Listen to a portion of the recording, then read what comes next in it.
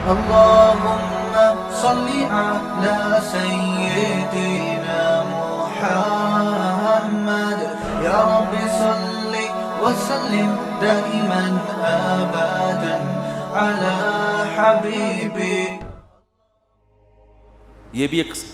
یہ لوگ تقدیر پہ ایک اعتراض کرتے تھے. اسلام کا عقیدہ تقدیر ہے نا, اسلام کا عقیدہ تقدیر ہے کہ سب کچھ پہلے سے طے شدہ ہے, اللہ کے علم میں سب کچھ ہے, اسی کے حساب سے جنت بھی لکھی جا چکی ہے اور جہنم بھی. یہ اسلام نے بیان کیا. ہم اچھی بری تقدیر پر ایمان رکھتے ہیں, ہمارے ایمان کا حصہ ہے, ہمارے ایمان کا جزو ہے. اس پر غیر مسلم کہتے تھے کہ جب سب کچھ پہلے سے ہے تو قرآن کہتا ہے, یہ ابھی بھی کہتے ہیں اور موت کے بعد جب ان کو اللہ عذاب دے گا تو اس وقت بھی کہیں گے کہ اگر اے اللہ تو چاہتا تو ہمیں زبردستی سیدھے راستے پہ بولو لے آ سکتا, اور ہمیں جنت میں جانا ہی نہیں تھا, تو جب جانا ہی جہنم میں تو جا رہے ہیں, تو ہمیں سزا کیوں دے رہا ہے؟ اس میں ہمارا قصور کیا ہے؟ قرآن نے کیا کہا, قل هل عندکم من علم فتخرجوه لنا, تمہیں پہلے سے یہ علم تھا کہ تم نے جہنم میں جانا ہے؟ اگر تھا تو لے آؤ.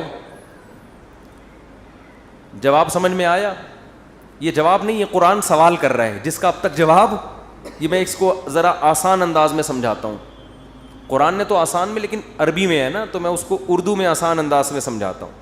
بہت سے لوگ تقدیر کے عقیدے کی وجہ سے کہتے ہیں کہ بھائی جب ہماری قسمت میں گناہ لکھا ہوا ہے, قسمت میں ہر چیز لکھی ہوئی ہے, صرف عمر نہیں لکھی ہوئی کتنا زندہ رہنا ہے, ایک ایک پکوڑا آپ کی قسمت میں لکھا ہوا ہے. حقیقت بتا دوں کہ کتنا کھانا ہے کتنا نہیں کھانا, ایک ایک سموسہ لکھا ہوا ہے, کیونکہ اللہ کا علم تو کامل ہے نا, اللہ کو تو سب پتہ ہے کس نے کتنے پکوڑے کھانے ہیں کتنے نہیں کھانے, کس نے معذرت کے ساتھ کتنی شادیاں کرنی ہیں کس نے نہیں کرنی, کس کے کتنے بچے ہوں گے کس کے نہیں ہوں گے, کس کے بیٹے ہوں گے کس کی بیٹیاں ہوں گی, سب کچھ, کون جنت میں جائے گا اور کون جہنم میں جائے گا, کون فلاں موقع پہ گناہ کرے گا کون فلاں موقع پہ نیکی کرے گا, ایک ایک چیز پہلے سے طے شدہ ہے.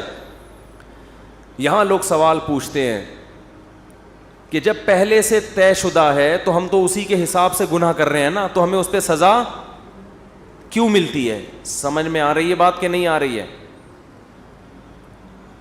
تو اس کا قرآن کیا کہتا ہے کہ طے شدہ ہے مگر تمہیں پتہ نہیں ہے. تم تو یہ سوچ کے کر رہی ہوتی ہے نا اپنے پورے اختیار سے, اپنے مکمل اختیار سے ایک جرم تم کر رہے ہوتے ہو. دیکھو کسی کو پہلے سے پتہ ہو کہ میں نے فلاں موقع پہ فلاں بج کے اتنے منٹ پر چوری کرنی ہے, پہلے سے پتہ ہے کہ اللہ نے میری تقدیر میں یہ بولو نا لکھا ہوا ہے. اب آپ کو پتہ ہے یار تقدیر کبھی ٹلتی نہیں ہے, ہفتے کے دن دوپہر 2:03 پر میری تقدیر میں لکھا ہے کہ میں مسجد سے چپل چوری کروں گا. آپ جاؤ 2:03 پہ مسجد سے چپل چوری کرو. اللہ جب آپ کو قیامت کے دن پکڑے سزا دے چوری پہ, تو آپ کہنا اللہ مجھے پہلے سے پتہ تھا, میری تقدیر میں لکھا ہوا تھا, میں نے لوح محفوظ دیکھ لی تھی. تو اللہ آپ کو سزا نہیں دے گا, کیونکہ اللہ نے خود کہا ہے کہ لوح محفوظ میں جو چیز لکھی ہوئی ہے وہ چینج نہیں ہو سکتا. اللہ میں تو مجبور تھا, مجھے پتا تھا, میں نہیں بھی کرتا تو مجھے تقدیر کھینچ کے لاتی اور میں چپل چوری کرتا. لیکن آپ کو پہلے سے پتہ نہیں ہوتا. جب پتہ نہیں ہوتا تو آپ اپنے اختیار سے کر رہے ہوتے ہیں. سمجھ میں آ رہی ہے بات؟ اپنے اختیار سے جا رہے ہوتے ہیں, اپنے اختیار سے چپل چوری کر رہے ہوتے ہیں, اپنے اختیار سے پکڑے جاتے ہیں. اس کی مثال اور آسان کر کے, ایک دن کیا ہوا, زید نے بکر کا قتل کر دیا. زید نے کیا کیا؟ بکر کو قتل کر دیا. ہفتے کے دن 2:03 پہ آپ نے زید کو پکڑ لیا, بیٹا تو نے بکر کو قتل کیا ہے, ہم تجھے کیا کریں گے؟ قتل کریں گے سزا کے طور پر. زید کہتا ہے دیکھو بکر کی تو عمر اتنی تھی, بکر نے اس سے زیادہ زندہ نہیں رہنا. ہمیں پتہ ہے ہر آدمی کی عمر پہلے سے طے شدہ ہے. تو زید نے تو اتنے ہی سال زندہ رہنا تھا. حدیث میں آتا ہے ماں کے پیٹ میں جب بچہ ہوتا ہے تو پہلے سے فرشتہ لکھ کے چلا جاتا ہے کتنے عرصے کے لیے زندہ رہے گا یہ. تو اس نے تو ہفتے کے دن 2:03 پہ مرنا تھا, اس سے زیادہ اس نے زندہ نہیں رہنا تھا. بتاؤ سچ کہہ رہا ہوں؟ آپ کہیں گے بھائی بالکل سچ کہہ رہا ہے. لیکن آپ اس بیس پہ زید کو چھوڑ دو گے؟ آپ بولو گے کہ یہ بات اللہ کو پتہ تھی, کسی اللہ کے علاوہ کسی کو پتہ نہیں تھی. تیری نظر میں تو وہ ابھی زندہ رہنے والا تھا, تو نے تو اپنے اختیار سے جا کے اس کو 2:03 پہ قتل. یہ تو قتل کے بعد پتہ چلا ہے کہ اس نے زندہ رہنا تھا, تجھے تھوڑی پتہ تھا. اگر زید کی سمجھ میں یہ دلیل نہ آئے نا اور کہے نہیں نہیں نہیں میں نے تو مارنا ہی تھا, تو آپ زید کو بولے ٹھیک ہے پھر ہم تجھے قتل کرتے ہیں. اور جب تیرے وارثین آ کے پوچھیں کہ کیوں مارا, تو ہم کہیں گے اس لیے کہ اس کی عمر اتنی ہی تھی, اس نے اس دن اتنے بج کے اتنے منٹ پہ مرنا ہی تھا. یہ دلیل زید اپنے خلاف کبھی بھی نہیں مانے گا, دوسرے کے خلاف مانے گا. تو اللہ فرماتے ہیں کہ تم جو دلیل اپنے خلاف نہیں مان رہے, دوسرے کے خلاف کیسے مان رہے ہو, اور میرے خلاف کیسے مان رہے ہو؟ کیونکہ جب انسان گناہ کرتا ہے تقدیر میں تو لکھا ہوا ہوتا ہے, مگر لکھنے سے پہلے اس کو نہیں پتا ہوتا کہ یہ لکھا ہوا ہے. کرنے سے پہلے وہ اپنے اختیار سے کر رہا ہوتا ہے, اسی پہ اس کو قیامت کے دن سزا ملے گی. اور جب سزا ملے گی تو وہ کہے گا اللہ تو لکھا ہوا تھا. اللہ کہے گا هل عندکم من علم, پہلے سے پتا تھا کہ لکھا ہوا ہے. اور اگر اب بھی کسی کے سمجھ میں نہ آئے تو پھر ہر چیز لکھی ہوئی ہے نا, صرف گناہ تھوڑی, کھانا پینا بھی لکھا ہوا ہے. صبح ناشتہ چھوڑ دو, آپ صبح کا ناشتہ چھوڑ دو. بیگم پراٹھا بنا کے لائی, چائے بنا کے لائی, نہیں کھاؤ. بیگم لکھا ہوا ہوگا تو حلق میں اترے گا. بیگم کہے گی کم بخت, یہ کھانے کے بعد پتہ چلے گا کہ لکھا ہوا تھا یا نہیں لکھا ہوا تھا, کھانے سے پہلے نہیں پتہ چلے گا. لیکن آپ نے کہا نہیں لکھا ہوا ہوگا تو اڑ کے میرے پیٹ میں جائے گا, اور آپ چلے گئے آفس, دوپہر لنچ کا ٹائم ہو گیا تو پتہ چلے گا کہ آپ کی تقدیر میں پراٹھے لکھے ہوئے نہیں تھے. تو اس بیس پہ تو پھر ہر چیز اسی اصول پہ گزارے نا. دنیا میں پیسے بھی نہیں کمائے کہ لکھے ہوئے ہوں گے تو مل جائیں گے, نہیں لکھے ہوئے ہوں گے تو نہیں ملیں گے. ٹرک آ رہا ہے اس کے سامنے آ کے کھڑا ہو جائے, بھائی تقدیر میں لکھا ہوا ہے کہ اس نے مجھے اسٹیکر بنانا ہے. کراچی میں جو ٹرک ہے نا وہ کچلتے نہیں ہیں, اسٹیکر بناتے ہیں. اتنے بھاری بھاری ٹرک ہوتے ہیں, ان کے ٹائر کے نیچے اللہ نہ کرے کوئی بندہ آ جائے, لاش بھی نہیں ملتی اس کی. تو اب ٹرک کے سامنے آ جاؤ ہے بھائی, اور بولو بھائی لکھا ہوا ہوگا تو مروں گا. اور واقعی جس کی تقدیر میں نہیں لکھا ہوا ہوتا ٹرک کے سامنے آگے بھی مرتا نہیں ہے, کچھ ہو جاتا ہے کچھ نہ کچھ, لیکن آپ کبھی ٹرک کے سامنے نہیں آتے.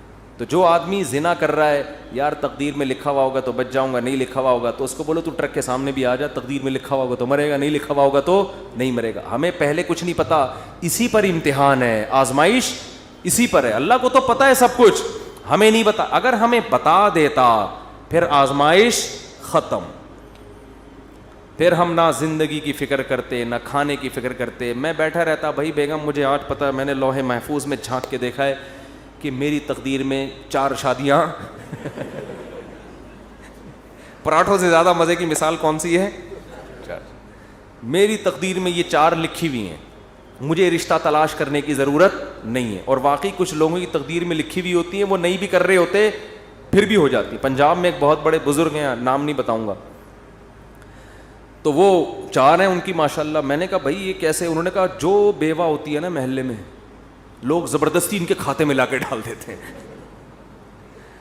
زبردستی ان کے کھاتے میں لا کے ڈال دیتے ہیں. حضرت آپ حضرت پاؤں پکڑتے ہیں, حضرت وہ بیچارے کر لیتے ہیں, نہیں چاہتے ہوئے بھی کر لیتے ہیں.